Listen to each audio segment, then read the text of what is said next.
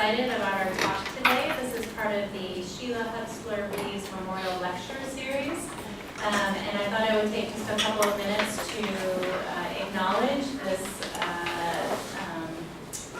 talk and the semi-annual, at this point, lecture series. So Eleanor Trowbridge, or Ellie, she was known as a member of the board of the Berman Institute until 2007 when she passed away. And she requested this semi-annual lecture series in memory of her daughter, Sheila Hutzler Rives, who died of breast cancer in 1988.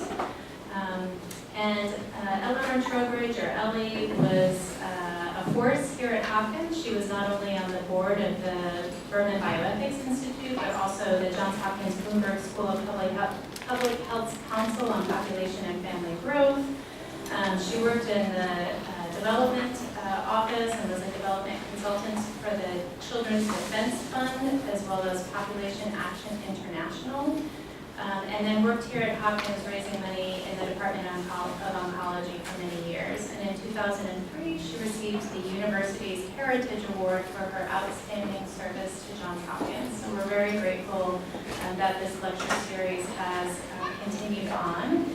And our speaker today is Brian Carter, who is the William T. and Marjorie Searage Professor in Medical Humanities at the University of Missouri, Kansas City School of Medicine. That's a very long phrase. And he's going to give a lecture today titled Insights from Patienthood, a Pediatrician and Bioethicist Reflections on Pediatric Palliative Care. And for those of you who don't know Dr. Carter, he is fantastic. He's a fantastic mentor, he's a fantastic guide, a fantastic clinician, and has taught me a lot along the way. He currently has been at the School of Medicine and Children's Mercy Hospital in 2012, where he's a professor of pediatrics and bioethics. He also co-directs the Children's Mercy Bioethics Center Pediatric Bioethics Certificate course, and I know there's at least one person in here who is, I think, currently doing the course, and practices at Children's Mercy as a neonatologist. He is an internationally recognized expert in medical bioethics and neonatal palliative care. He's been the recipient of numerous NIH grants, has published extensively in neonatology, neonatal intensive care, palliative care, and bioethics. Also of note, he served as an active duty U.S. Army Medical Corps officer from 1983 to 1996 and is a decorated Gulf War veteran. So lots on his CV.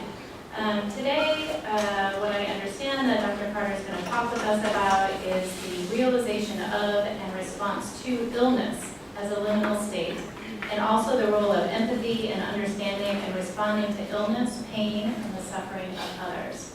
So please join me in welcoming Dr. Brian Carter.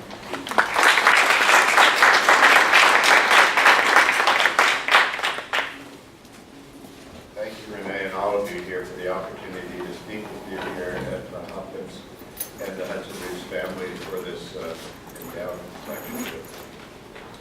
I have a few disclosures to make. So I serve on a board of directors. Some people say that's a conflict of interest because it's not my medical school and it's not the bioethics center I work with, but it's a great place. The Center for Practical Bioethics in Kansas City is now 35 years old, so back in the 80s it got started in promoting ethics education, ethics committees, networking, and advocacy, and I'm happy to have a role in that. Is the mic on? Am I too short? Just a short Irishman.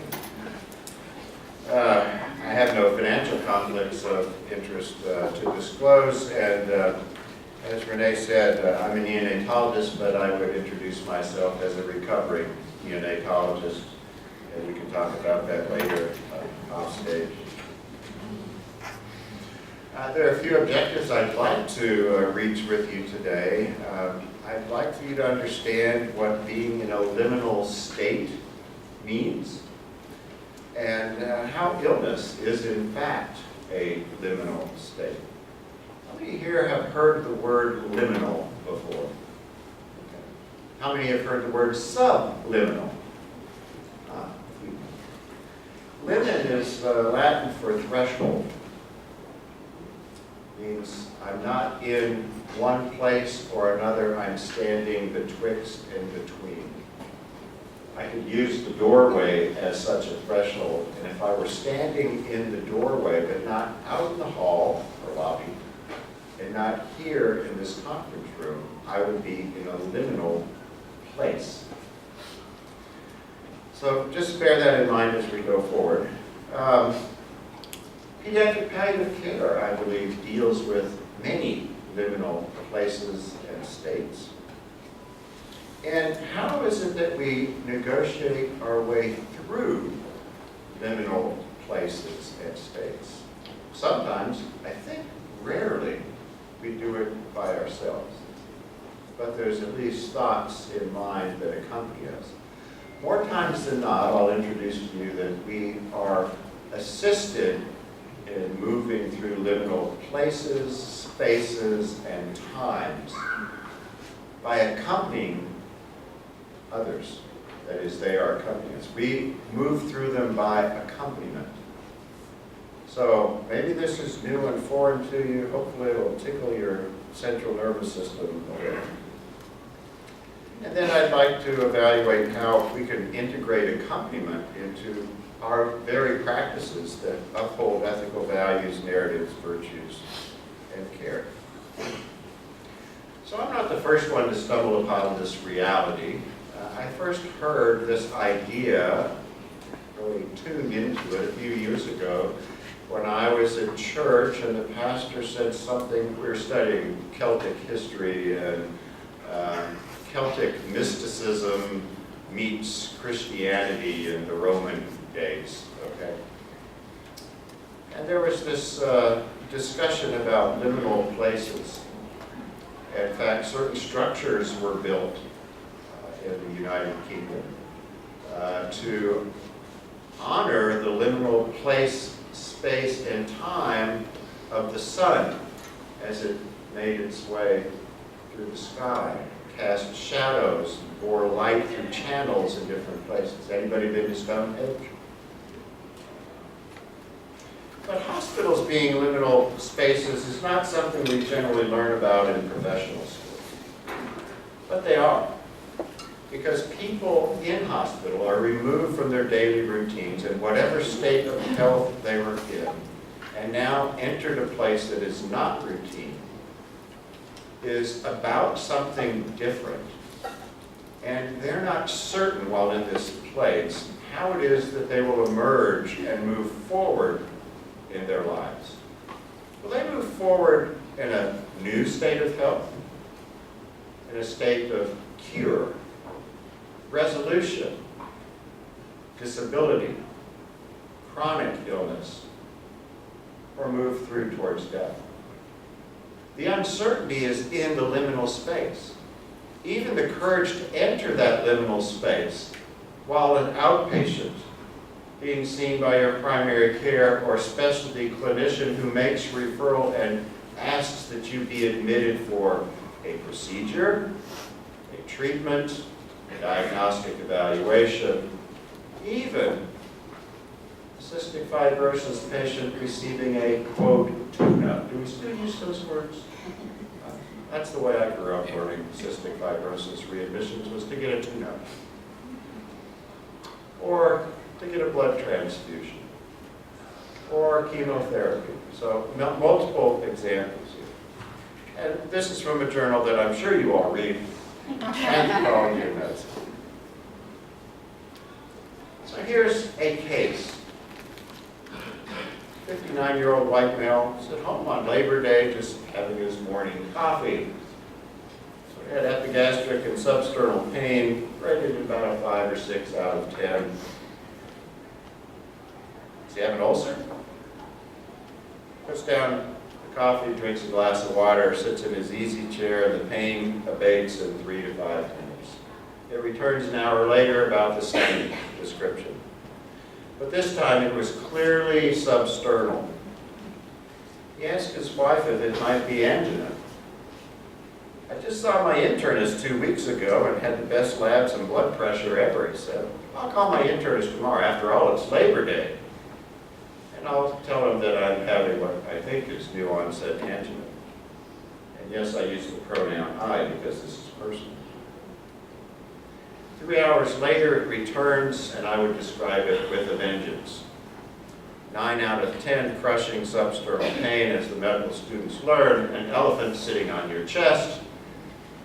My blood pressure was elevated, and I was diaphoretic. My daughter, who's a family nurse practitioner, says, "Dad, can I listen to your heart?" "Sure." My wife, who's a neonatal nurse practitioner, goes upstairs and grabs an aspirin, not a baby aspirin, a regular aspirin, and says, "I'm going to get the car ready." So Yvonne says, "Dad, have you ever had a murmur or a gallop?" "No." "Well, you do now." Impending heart failure, pump failure. The stupidest thing that we did was actually get in the car and drive to the hospital. It was literally 5 minutes away. I know that now retrospectively, because as you can see here, after I got to the cardiac cath lab, they found out that I had complete occlusion of the left anterior descending in 2 places. And my wife said, after I woke up in the cardiac ICU, "Gee, they should come up with a better name than the Widowmaker." But now I have 2 stents, and a couple days after my cardiac cath, my cardiologist showed me the cinematography of the cath, and it was rather striking. I know enough, although I look at baby hearts more often than adult hearts, I know enough that there was a certain artery not getting, wait a minute, there's supposed to be an artery there, it's just blank space.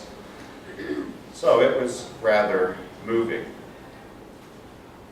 Now, what did I learn from that event a couple of years ago? I'm sort of a nerd. I think about what happens and wonder what I'm supposed to learn from it. The first thing I thought about when I woke up in the cardiac ICU was, I'm fortunate. I woke up, there's not an endotracheal tube in. They didn't split my chest open. I'm not on pressors. Man, I'm a lucky guy. My wife's sitting in the corner. I'm grateful. Yeah, maybe a little anxious. What comes next? How does this change my life? Beyond that, can I be who I've always been? I mean, I know people get over heart attacks and they have stents and they go on and have lives. But can I do that? Why did this happen anyway? I used to be a marathon runner. The stupidest thing in the world. I ran for 42 years. Didn't help me at all, I don't think. Can I be who I've always been? Or am I somebody new and different now? And can I do what I've always done? Yeah, I'm a baby doctor. Will I be around for my wife and family? Sense of belonging and obligation, really, love. Will I have to retire early? I was 59. It's almost 3 years ago. Will I still be worth anything to those who love me, depend on me, or trust me? And why am I sharing this at this particular talk? I think those same questions resonate with families, regardless of the age of the patient. And for pediatricians taking care of children who are the recipients of palliative care, we need to know that these thoughts go through their parents' minds and through their own minds. If they're 6, 8, 10, 12, 16, 18, 21, whether they've had a disease for a long time and it's a relapse or a recurrence, or whether it's sudden and impactful. Now, I was looking for a reference to try to flesh out this talk and tell you it's evidence-based. It's not just Carter speaking. Another journal that I'm sure you read, the European Journal of General Practice in 2017. This is about a bunch of people that had an MI and how they adapted to a new normality. Who here has used the terms, we're getting used to the new normal? familiar language in palliative care and in critical care, and the graduates, if you will, of our critical care units or post-operative units. This paper went on to describe, and this was a qualitative paper, they recognize their physical identity is new. My body is different. Maybe they have a scar, maybe they just know they've got a couple of implants, but it still works. And I have to live with the fact that it can happen again. You know, it's not like once done and over. You're at risk. So I take a baby aspirin every day because I read an article that says if you don't take your baby aspirin within a week, you could end up clotting off your stents. Oh, yeah. I remember basic science and platelet function, covalent bonds between acetyl-salicylic acid and the platelet. Science works. It's real. So I'm still at risk. I have to adjust to that. Acquiring new knowledge about their own MI was something they were really active in doing. One, they wanted to learn about MIs, but then they wanted to learn more about their own. Personally, when I see my cardiologist now, you sure you don't need to do another echo? No. You sure I don't need to take it? No, you're fine. Your EKG was fine, your history's fine, your heart sounds fine. See you next year. But the first year, oh boy, I was walking on pins and needles. These people also said that my personal identity is new. I'm not the same as before. The disease is part of me, yet I retain parts of my previous self. Those words came to me without this paper in a second iteration that we'll talk about shortly. But these people needed to realize that they're on a timeline. They have to be patient. Yes, it can happen again. You need to take care of yourself. You want to improve your health status. You want to reduce your risk status. So, boy, yeah, I was 2 years straight, cardiac rehab. I enjoyed the exercise. I lost some weight, gained some strength. Being in Kansas City, I met a few people that had also had an MI. One was a gentleman, a little bit portly, who had had his MI 20 years ago, but he still came to hang out at the cardiac rehab gym. And as we were taking laps, walking together, and chatting, I learned, he learned that I was a pediatrician, neonatologist, and I learned that his job was judging barbecue. From April until October, every weekend he's in a different town judging barbecue. It's Kansas City. He hasn't had a recurring MI, but we got a chuckle out of that. So liminality is a phenomenon both of place and time. I was in the hospital. This was a time of uncertainty. And if we look at how things have changed over the years, where did, being a palliative care directed conversation, where is it that we encountered death and dying? At home. The physician made home visits. This was all before World War II. There were very limited or effective medical interventions. Antibiotics were brand new, respirators and dialysis machines didn't exist yet. A lot of the surgical techniques didn't exist. In fact, simple things like treating tetralogy of Fallot had not yet been developed surgically for children until 1942, if I'm not mistaken. So birth happened at home. Death happened at home. Family members had a sense of the circle of life, if you'll allow that. In the modern era, though, we've seen a lot of technological advance. We've seen, for those of you that are young in the audience and may not remember, CPR is only 50 years old. There's the decade of the 60s in which doing chest compressions was demonstrated to be effective in resuscitating people in the field, that means not in the hospital, and getting them to the hospital alive. Of course, with that, concomitantly came the development of ambulance services and EMT paramedics. So if you had chest compressions in the field, you were a better patient when you arrived in hospital. One, because you more likely than not would be alive. But we've come a long way from that. CPR is now the default mode of activity in the hospital, and it's the only negative order that physicians write: do not perform CPR. So dying has become a medical event, and in many people's minds it represents failure. Deaths certainly occur in medical facilities more often than at home, and when we ask people where they would like to die, even though many say at home, many of those don't get there, adults or children. So, are these dying patients being accompanied through their liminal space, place, and time? Yes, they're accompanied by us, strangers. That should give one pause. How can I be better in accompaniment if I'm a stranger? It's simple. Don't be a stranger. Have a conversation. Get to know people, their story, narrative, their values, ethics, and what makes their life meaningful, hopes, desires, even legacies in anticipation of passing. Now, being a neonatologist, I see liminality stretched across 3 domains here.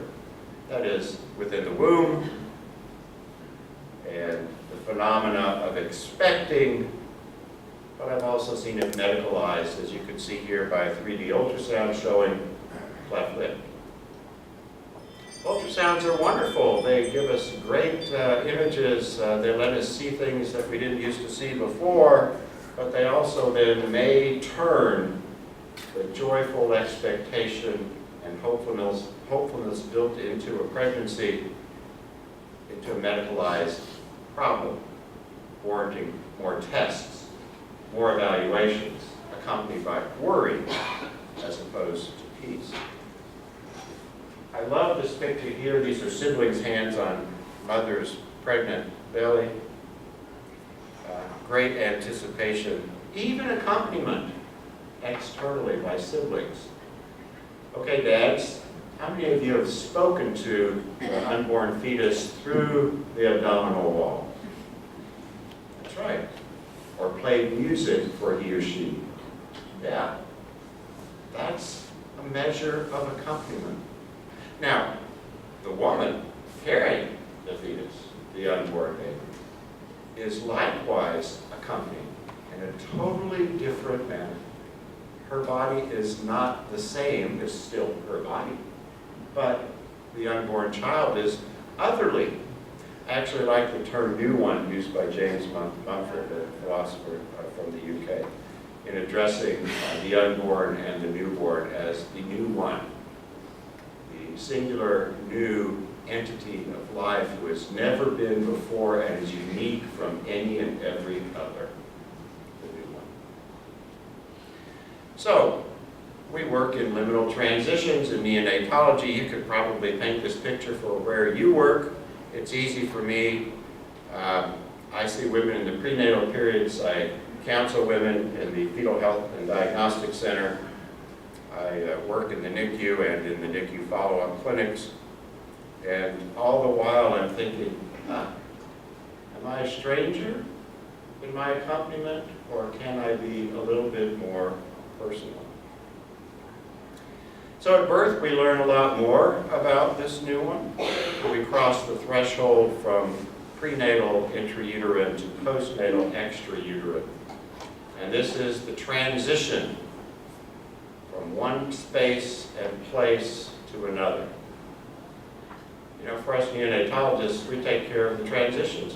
For some babies at 25 weeks, it takes 3 months, right? And for term babies, it might take 3 hours. It's all about transition. Birth becomes a rite of passage, to go back to some elder spokesman in the anthropologic sense. For the mother and her partner and parents, their experience is different. For the baby herself, it's different. And they have now become a family, something that wasn't before, but now is. how do we negotiate and honor this transition? These pictures are with permission from Tom French, you see there, his daughter Juniper French, and Kelly French, mom. These two Pulitzer Prize winning authors as newspaper writers wrote a book that you may have heard of. I have no vested interest in this to disclose, but Juniper, the girl who was born too soon, 23 plus weeks, 700 grams, and what her 6 months of liminal life in the NICU was like. She's a happy first grader right now. We call her Junebug. And Kelly and Tom have come to visit us in Kansas City and speak with us at the Bioethics Center, and Junebug sometimes has fun. But think about life in general: birth, life, death. All of these are social and relational events. They're all transitions. They are all liminal events. And how many of us desire to go through these time periods unaccompanied? I don't think that many, if any of us do. We've been given insights of the value of accompaniment. So, the first paper I wrote about this a couple years ago, I was trying to bring this down from adult world of medicine to the pediatric world, and shared in this table how liminality is impacted by the moment, by a period, or by an epoch, and how different individuals or groups are variably impacted. And I think you can see and perhaps gather already from what's been said that disease onset, time and place with regard to birth, growth, childhood, adolescence, being part of a group, a diagnostic group, a group of other children with cancer, or a group of other children with sickle cell, as well as the gestational period we've talked about, and how we can be categorized as being part of a group internally or outside of. We might be outside of the norm for society if we attend to our liminality. It's not regular conversation in the cafeteria. So places and spaces are liminal. We oftentimes use the phrase or the question, you want to get your toes wet? Or, I'm just getting my toes wet with this idea. When we try new challenges, we want someone to be there to give us safety and encouragement. Even if that's a parent at the swimming pool or a peer in the first grade. I love this black lab in the hospital bed. You can barely see the child in the bed for the dog, but accompaniment is right in this picture, isn't it? You can't miss it, nor the child walking down the hospital corridor with the IV pole, or the joyous child upon discharge with his balloon.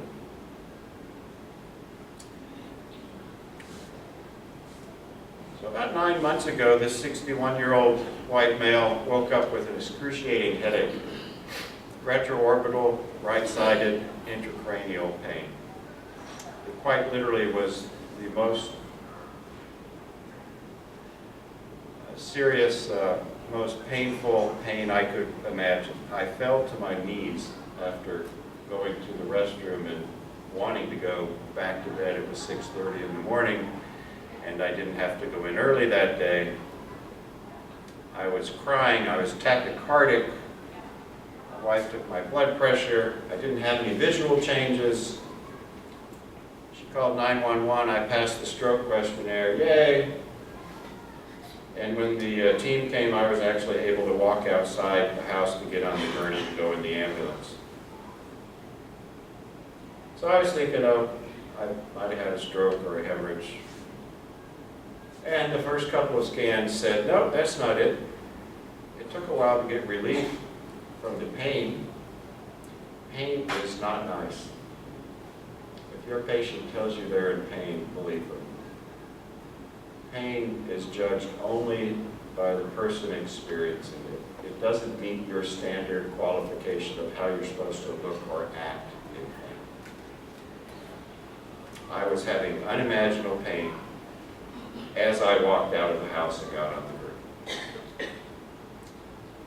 So I didn't have a stroke or an aneurysm or a bleed, but there's something at the base of the brain that looked odd, and an MRI ultimately revealed this 2 by 2 by 3 centimeter tubular solid mass arising out of the Meckel's cave, anybody? Out of the cavernous sinus. This is the temporal and petrous bone within the inner portion of your skull. The cavernous sinus is where your carotid artery lies, and it's also adjacent to the 7th cranial nerve that affects facial musculature, and the trigeminal nerve, which affects sensation, chewing muscles, and some other things in your face. It's extended towards the clivus. Who knows where the clivus is? Ah, good, good. It took me a while to remember that one. So towards the right, occipital condyle. Oh, I know what a condyle is, but wait a minute. So you're talking about where the skull meets the spinal column. Gee, that's weird. How'd that happen? So I was admitted with a newly diagnosed brain tumor, and 3 days later the neurosurgeon said, we can't fix this here. It's too big for a gamma knife, and my EMT partner isn't in town this week. I trained at Mayo. You should go there. So here's a question. When someone says go to the Mayo, where do you go for a second opinion? So there it is. This is my bad boy. You can't see quite. The yellow circle at the bottom center sort of gives you an idea. It was dumbbell shaped, so I named it my dumbbell. And it was pretty big and in a peculiar place, and how are you going to get it out of there? As it turns out, it was totally wrapped around my trigeminal ganglia. Internally, the whole nerve was swallowed up by this thing. So back to that introspection and uncertainty. It could be one of 3 or 4 cell types in all likelihood. There are some remote possibilities, but mostly 3 or 4. Some of them were good, non-malignant. Some of them were bad, malignant. Don't know until we, as the surgeons taught me in medical school, put that Jesse in a jar. So, get a tissue diagnosis. I'm grateful to have my family. They will accompany me, as it turned out, to Boston. I had a surgeon at the Brigham take this out for me. I'm anxious, yeah, a little. What next? You know, the second opinion question arose. I have a friend from middle school who's a neurosurgeon at Vanderbilt. We grew up together. And he said, Carter, you can send me your images. We probably could do it here. So I did. And he said, yeah, we can do this here, but if I were you, I would go to Boston and see Dr. Osama Al-Mefki. I said, and why? Oh, because he came to this country 30, 40 years ago. He developed skull-based surgery techniques, and people come from all around the world to watch him operate. He's trained probably half the skull-based surgeons in America. Okay. So that's a nice referral, right? Endorsement by a friend who, with another colleague, could have done this himself. But why did I have it done in Boston? Now, I'm a nerd. I'm a doctor. I read. Intellectualization is one of my coping mechanisms, right? So I read this literature voraciously before I saw Dr. Sam, as we affectionately call it, in May. And when my wife and I were there, he spent 2 hours with us going over virtually every pixel of every CT and MR. And then said, excuse me, I'm going to go down the hall and talk to my neuroradiologist, and if he agrees with me, I will come back and tell you exactly what I recommend. He wasn't gone 15 minutes, and of course they agreed. Excuse me. So then he said, you will see, you At the Mayo, they may tell you this, other places they may tell you that. There are different ways to approach this. This is what I think is right for you with this tumor, this size, at this time. He explained a transcranial approach. And then he sat down. And he looked and he said, now, ask me anything you want. Wow, how'd you get to be so good? I asked second. My wife asked first. She said, we work in academic medicine, and we know there are teams, and your fellow's been here the whole time, and she's standing patiently behind you. Who's actually going to do the surgery? Dr. Almethki is probably 71 years old. She's pointing at him, and he's saying, I will, and she will be my first assistant. And I'll have a neurosurgery chief resident on the case, and there's a whole neuroanesthesia group, and there's a neuromonitoring group, and we'll be in the Amigo suite. And you won't even have to leave if we have to get an EEG, or if we have to do an MRI or a CT. Then it was my turn. I said, Dr. Almethki, I've read that this can take 4 to 6 hours. How long do you think it will take? Dr. Carter, if it takes 4 or 14 hours, I will be there for you. Sold. Was that evidence-based? It was trust-based. He knew how to accompany me in my uncertainty and give me confidence going forward, predicated on what all of us strive to do all of the time. Establish a therapeutic relationship built on trust. And I didn't need to hear anything else. I knew what was going to happen, and I had confidence it would go well. So yes, this changed my life. And the same questions arose. Second time round, a little bit different. Is this a liminal space that you work in? Can you see the patient? Do you know the language? We're oftentimes working in these gray zones of uncertainty. But dealing with uncertainty is more than knowing simple facts. Under conditions of uncertainty, interpretation of and response to uncertainty depend on what? Societal norms, what we expect, personal characteristics and experience and values. How do we learn those? You have to have a conversation. You have to spend time with your patient. So the manner in which the questions are formulated or risks are assigned and communicated. So effective communication, which Renee is amongst one of the premier educators and students of, really matters. I didn't expect Dr. Almethki to say what he said. He didn't have to say anything else, though. It was effective. He knew I was a neonatologist. He knew we had traveled from Kansas City. He knew we had already been to the Mayo before we went there. So we would do well to attend to all of this a little bit better than we do routinely.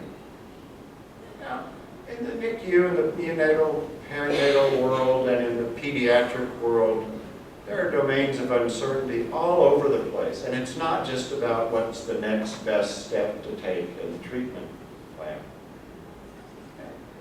How many have ventured on a diagnostic odyssey with families?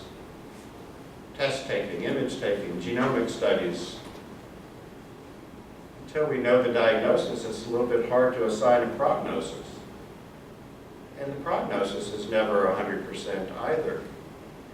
And, the thing I've learned in my years is that when you discharge the baby that has whatever condition because of what's transpired in the neonatal unit or even prenatally, and you give a guarded prognosis, and you see that baby back in the clinic and the parent at 6 months, it's not the same baby, and it's not the same parent. They've both adjusted, they've accommodated to change, and they've become new people. So we have to realize that. There's also personal uncertainty, relational uncertainty, existential, etc. You can read the slide. So there's a world of uncertainty that we deal with. And uncertainty oftentimes leads us to feeling stuck. When you feel stuck, get a palliative care and ethics consult. Really. You can get a second opinion with a colleague. But oftentimes what we find ourselves doing in palliative care and ethics consultation is helping people move from a place they're stuck. Someone once told me, Brian, if you're going to be an ethics consultant, you have to take that traditional dilemma and find an innovative third way out. You know, by God, I think he was right, because that's what we spend a lot of time doing. When people are stuck and they make demands like do everything, where do those demands come from? Do you even have the right person in the room for the conversation? Maybe it's auntie or grandma or uncle or somebody else. Do everything might be a plea. Stop, think, listen. Imagine what it's like to be me right now with this. I'm desperate. I want you to do anything and everything to help me. And people deal with it differently. So, being the nerd that I am, I took my personal experience, I took my practical experience, 30 years of talking and observing with families in the NICU, and I came up with the following model. I believe when faced with these health challenges, we need to learn to accommodate to the new reality, to re-goal, that is, set goals that are new and different from the original goal, and ultimately accept a goal being attained that, while not being the original goal, not being the most optimal or maximized goal, but one that is satisfactory and will suffice. So, start in the upper left-hand corner. We all have dreams, goals. You can put this in a medical frame, you can put it in a life frame, and then life happens. John Lennon, life is what happens when we're making plans. So we get a new diagnosis, an accident, a relapse, a decline in health, and we're now dealing with a new reality, and we want to undergo fact-finding. We're going to learn to cope. We're going to compensate. Hopefully we're going to be guided by positive affect and not so much negative affect. And we may be imbued with hopefulness. Those are all positive attributes that help us to learn how to understand what the new normal is. And then we move and we jettison that primary goal and we adjust to the new normal that we mentioned, and we negotiate a way forward by re-goaling. And as we re-goal, we learn to satisfy and accept satisficing instead of optimize. And this cycle goes on every day in every ICU across this country and around the world. Doctors know the cycle really well because we've taken care of hundreds of patients that have been through it, families that have gone through it. But for each new patient and family, this cycle is new to them. They are moving through it grindingly slow. They might get stuck. They need someone to accompany them through this cycle. And how better to do that than to know where it is they are in the cycle. I've told them they have this diagnosis and this prognosis for 6 times. I don't know why they don't get it. Well, because they must be in denial. No, they haven't figured out yet what it is. They haven't the coping skills to do that. They need someone to sit down with them, understand them, have a conversation, help them. Maybe that's a psychosocial specialist. Maybe it's a chaplain. Maybe it's a palliative care doc. Sure likely isn't the intensivist, but it can be. And then, how are they going to learn what the new normal is?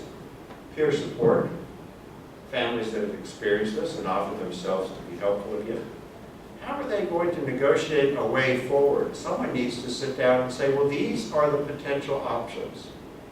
They each come with certain costs, risks, benefits. Sounds like ethics. And then we have to satisfice. Herbert Simon, 1957 Nobel laureate, satisficing. Mathematician with an economic model. Google it. Ethics can be and can inform accompaniment. So, how might that happen? Well, I've alluded to narrative and stories already. Shift the focus from what works, this is what you have to do, to what fits. What fits your story, your goals, the story of your life. How many of you watched This Is Us? Oh, come on. That is a phenomenal show. I'd like to meet the writer one day. It's all about narrative and how intertwined narrative is with multi-generational lives. Black and white, rich and poor, educated and not, affected by war, affected by death, affected by shattered dreams. Virtue ethics. What would the good nurse do? What would the good physician say? How do I live up to this standard of the desired, anticipated professional that I want to be?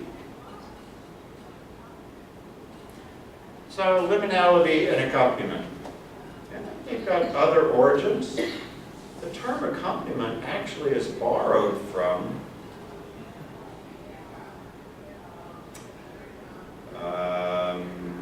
blocking on the term, theology, restoration theology, no. Oh, I'll get to it sometime. I'm not the same person I was. And other people have given guidance. This is Kelly and her neonatologist in Tampa. I think there's a little bit of empathy going on there. Understanding, spending time with. That's not a neonatologist taking care of a baby at that moment. We have to spend time with the family. And these words from parents, even going back to the Institute of Medicine testimonies that led to the development of pediatric palliative care more robustly, say a lot. This mom has a story she needs to tell it, she needs people to hear it. She even carries it written down with her 12 pages, just in case something happens. She wants people to know. Death trajectories we won't spend time on. You know these. They're as true in adults as they are in children, as they are in newborns. So what moves you to act when in or around a liminal place, or dealing with someone who is? First word out of your mouth usually would be compassion. So that's why it's at the top of the list. And that compassion is linked to a desire to be of service. That's why we went to professional school and got our certificates and license and practice. But how is it that we do that? I think, given this story today, I would invite you to empathic curiosity and humility. Empathic curiosity. I wonder what it is like to be you today with this condition. Tell me. It considers the other more highly than the self.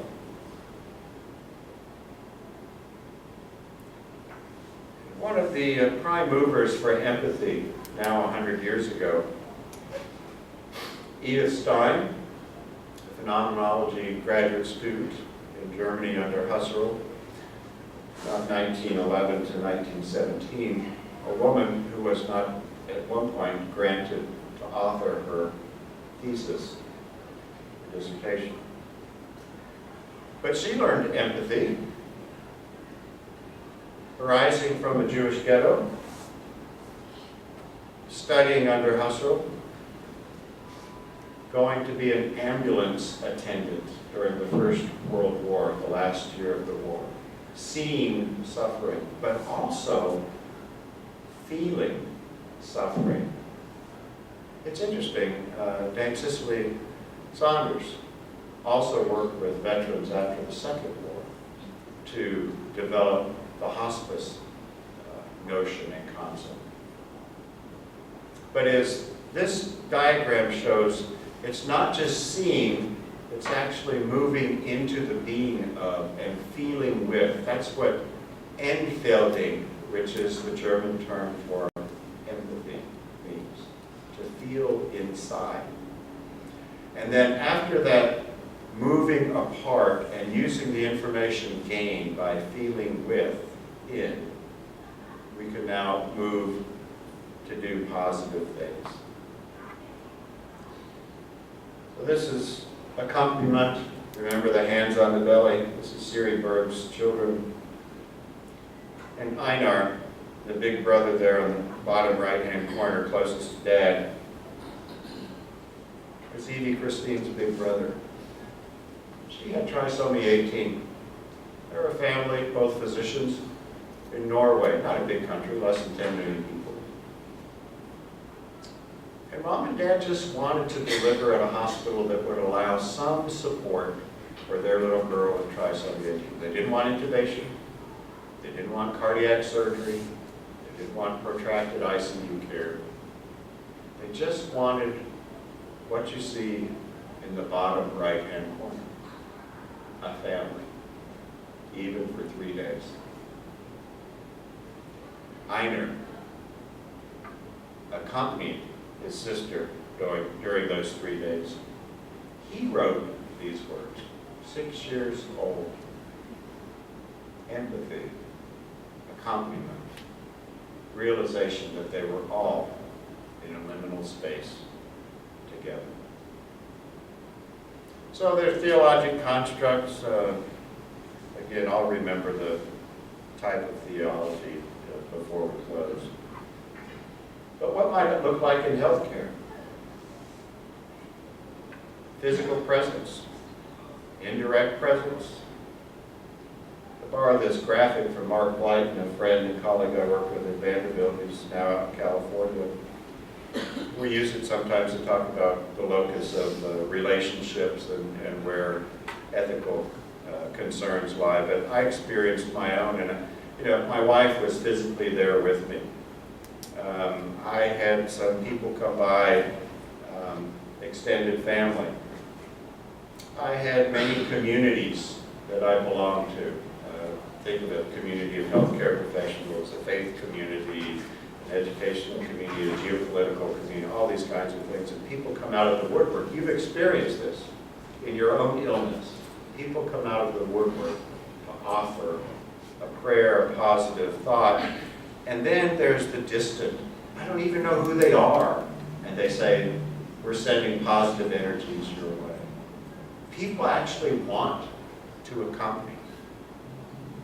And why? Because it's not just one way.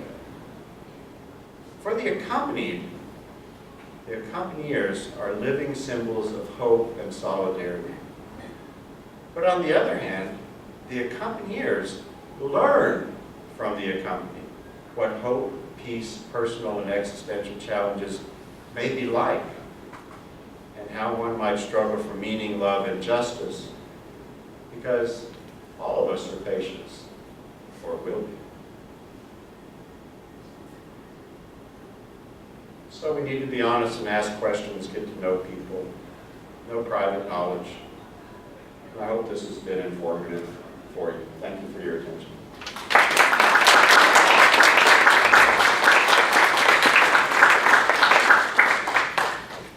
Happy to entertain questions. Thanks very much, Brian. Does anybody want to ask a question? Ah, come on. Take my brains, right? Gail? This is not so much a question as it is. This is fabulous talk. Thank you so much. I have very dear friends who had triplets, and 2 of the babies were in the NICU for 2 months, and 1 of the babies died at birth. So I was just thinking about how sometimes people go through birth, parents go through birth and death simultaneously. And if you have any thoughts about sort of the double liminality.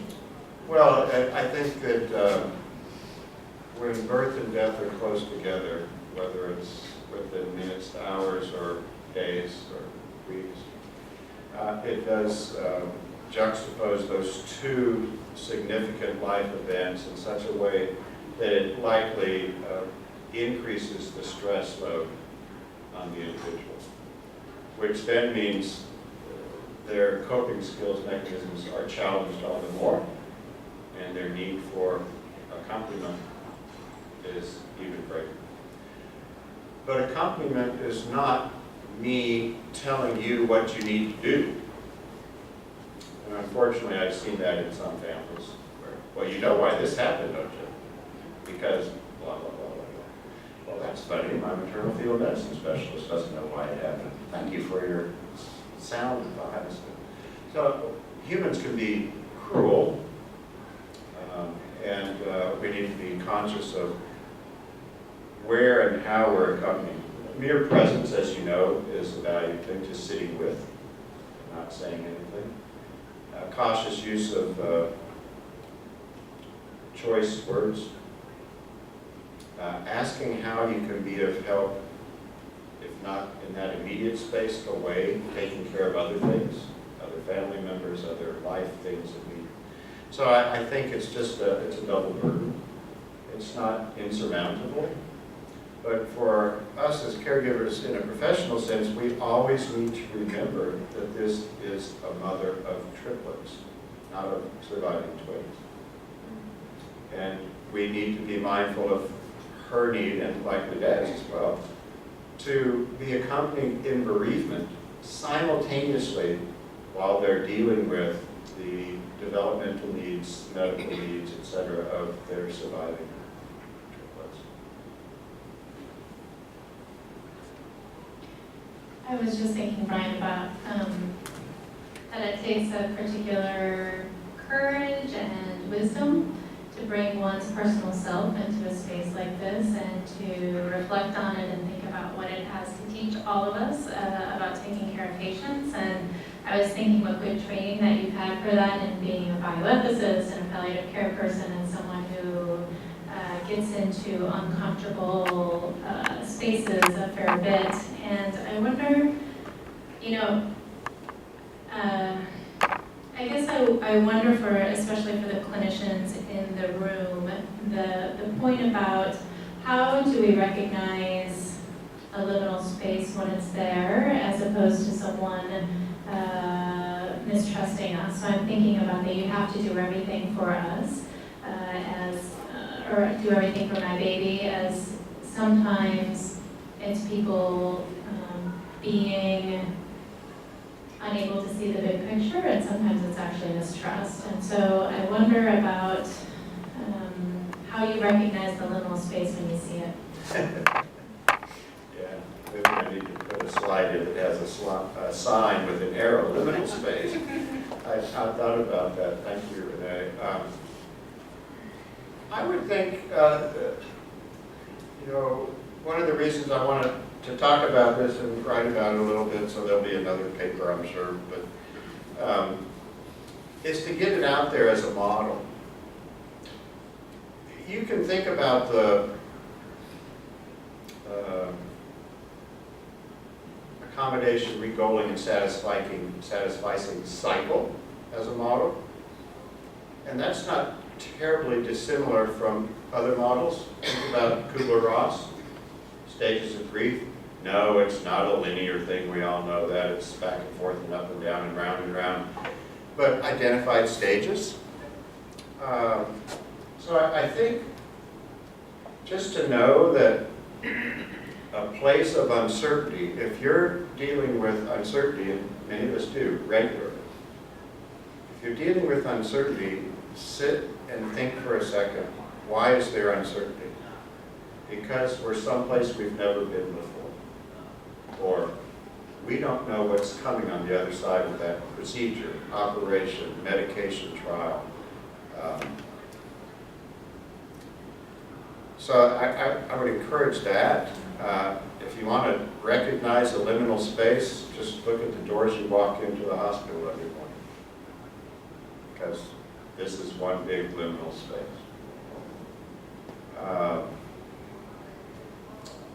If you want to recognize a liminal time, think about the times you're uncertain about what to do next. And so places, spaces, time, that's the best I could do right at the moment. That's very good, thank you. All right, thanks everyone for being here. I'd like to thank Dr. Carter again for catalyzing some very interesting thinking today and for sharing his wisdom with us. And thanks to you all for being here, and have a great afternoon. As promised, the word I was reaching for is liberation theology. The accompaniment, the church coming down from its ivory tower and accompanying people in life circumstance, giving meaning to